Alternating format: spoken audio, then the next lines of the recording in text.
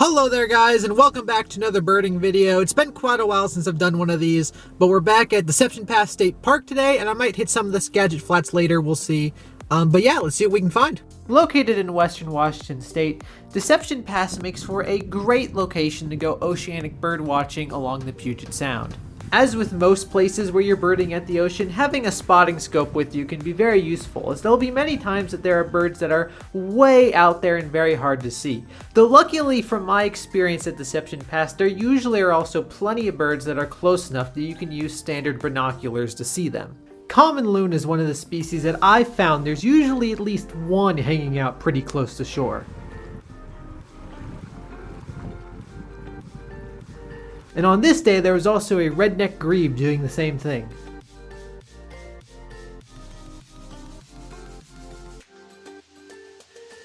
However, there are usually many birds that are pretty far away, such as the pigeon guillemots. This one here was actually pretty close, which is why I was able to get such good footage of him.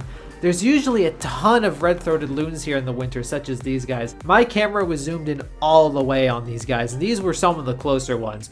But if you have the right optics for it, you'll be able to see a ton of them. I haven't gone there, and there haven't been just a huge number of red-throated loons, at least in the winter.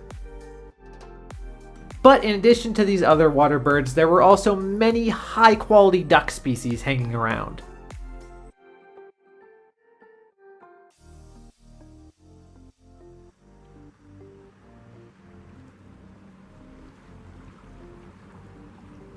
Deception Pass really is a cool place. You can see a whole bunch of cool oceanic birds relatively close to shore.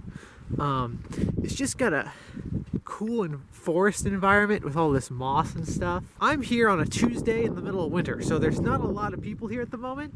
I bet there's a lot more people here in the summer, but still, I think it's a really cool place. After finishing up looking at the birds in the sound, I decided to move inland a little bit to the campground to see what kinds of forest birds I could find there.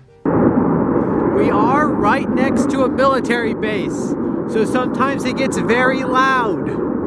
If you're here in the winter at least and you want to beat the crowds, one thing that I often do is wander around the campgrounds, because there's no campers here. It's closed to campers in the winter, and I often find quite a few forest birds. Like you might be able to hear, it looks like there's a Pacific wren right in there actually. So if you want to go birding and don't necessarily care about seabirds at the very least, this is a great spot to go. It wasn't long after sighting that Pacific wren that I found a really nice mixed flock of birds. I wasn't able to capture everything on camera, but I was able to get most of them.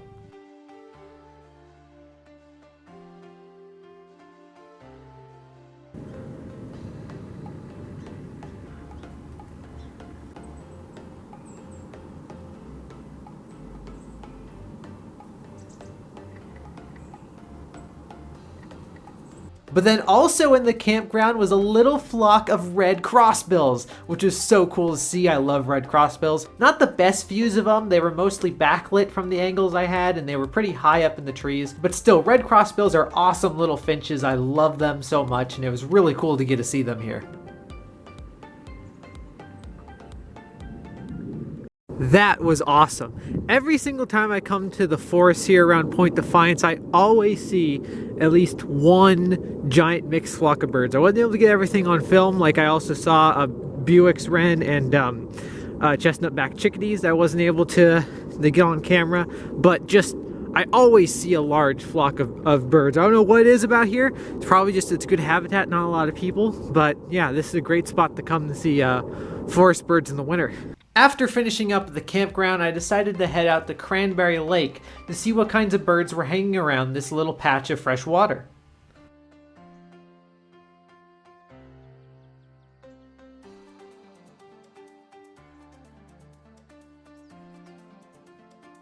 Perhaps unsurprisingly, there were several duck species here, all diving ducks, bufflehead, Lustre Scott, Hooded Merganser. There is a ruddy duck that showed up at one point. It was pretty far out, but that was cool. I didn't realize I could find them in the winter around here. I thought that they migrated far to the south. I've never seen them in the winter before. So that was a pretty cool find.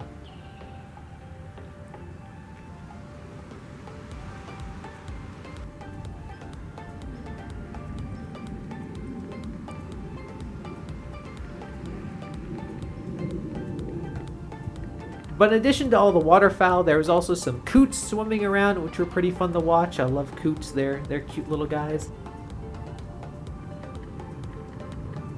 And then there were some male hooded mergansers that were hanging out with the coots, as you can see here. There was also a kingfisher that was kind of farish off in the distance, in addition to some bald eagles, which took me way too long to notice considering their large size. Then as I was heading back to my car, I took some time to watch some American crows foraging.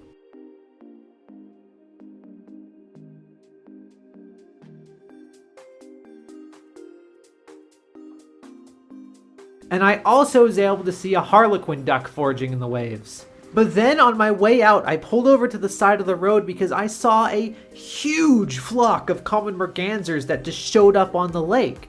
Like, there was about 25 of them. I at least have never seen so many common mergansers in one spot before. I mean, maybe this is normal and I just haven't seen it, but like, I've never seen more than like 4 together in the past. So this huge flock really caught me off guard, to say the least.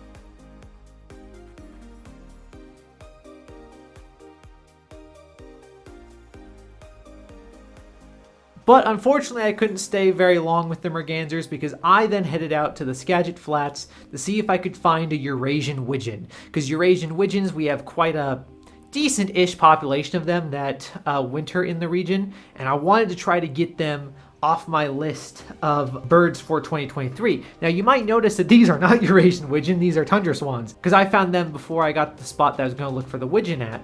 I'm pretty sure these are tundra swans, I guess. Like, the swans in this region don't have the yellow dot next to their eyes that the tundra swans in the rest of the country do, so they're very hard to tell apart from the trumpeter swans. But I'm pretty sure these are tundras because the feathers where they connect to the skin is a bit more rounded. On trumpeters, it's a lot more straight.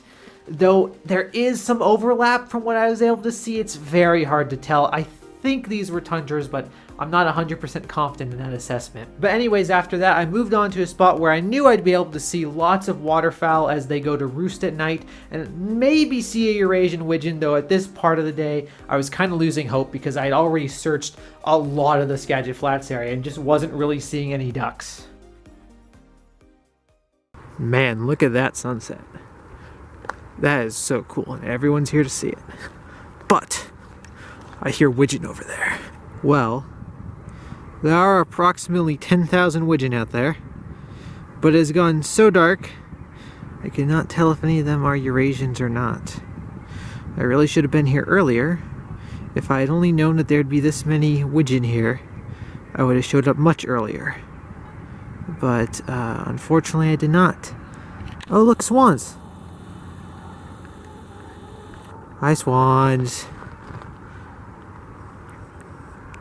Certainly a beautiful sunset, and I should be able to get to enjoy a whole bunch of waterfowl flying overhead soon, which I always love, the reason why I came here. That's a bunch of widgeon.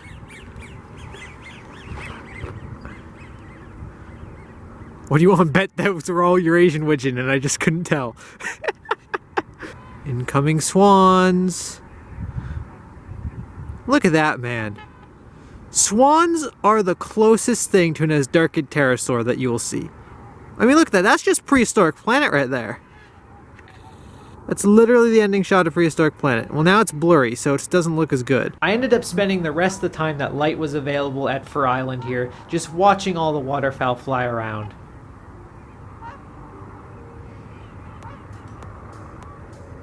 But we're not done here yet because I was still determined to see a Eurasian widgeon. So the next day I got up and I drove out to the Samish Flats, which is pretty close, it's still in the Skagit Valley basically, to see if I could find a Eurasian widgeon hanging out there. But before I got around to finding any ducks, I saw this great blue heron hanging out, in addition to some short-eared owls that were flying around. I was expecting to see them here, I've seen them here before, but still, like, just watching short-eared owls is just one of the coolest things. They have such an interesting hunting style for an owl, just flying around over the plains like a harrier. They even look pretty darn similar to harriers, which is pretty cool. Speaking of which, here's a harrier right here. As you can see some of the differences of them. Harriers have a longer tail and a white rump patch. And that, in my opinion, is like the easiest way that you can identify a female northern harrier from a short-eared owl, because they do have very similar behaviors and flight patterns. But after watching the harriers and owls, I was finally able to find the Eurasian widgeon. Granted, they weren't the best views of it, they were pretty far away. I've certainly had better views of Eurasian widgeon,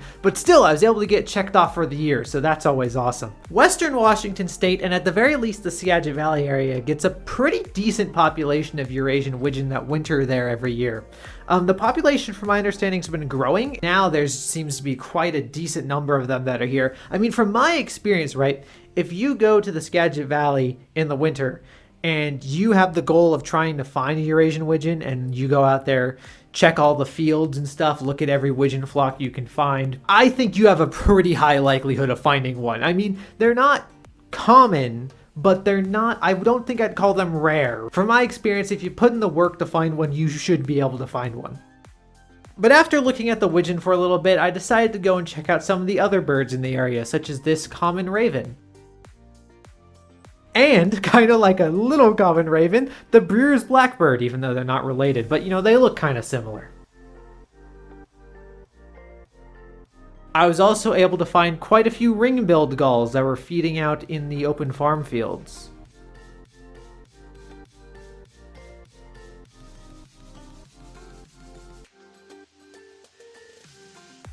In addition to a pretty decent flock of wintering dunlin. This region is also a pretty big dunlin wintering spot, and so they can be pretty reliable to see this time of year. Then, to cap the day off, I found a massive flock of waterfowl that were all feeding in some of the flooded farm fields. There were so many of them, mostly mallards and northern pintail. There were a few widgeon in there. I always enjoy seeing huge flocks of birds. I just think it's so cool. I wasn't able to find any snow geese. I was trying to look for snow geese on this day as well, but they didn't show up for some reason, which is pretty weird. They're usually pretty reliable. But anyways, that pretty much wraps up this video. I hope you guys enjoyed. Here's a little Anna's hummingbird to end it off. And I'll see you in the next video.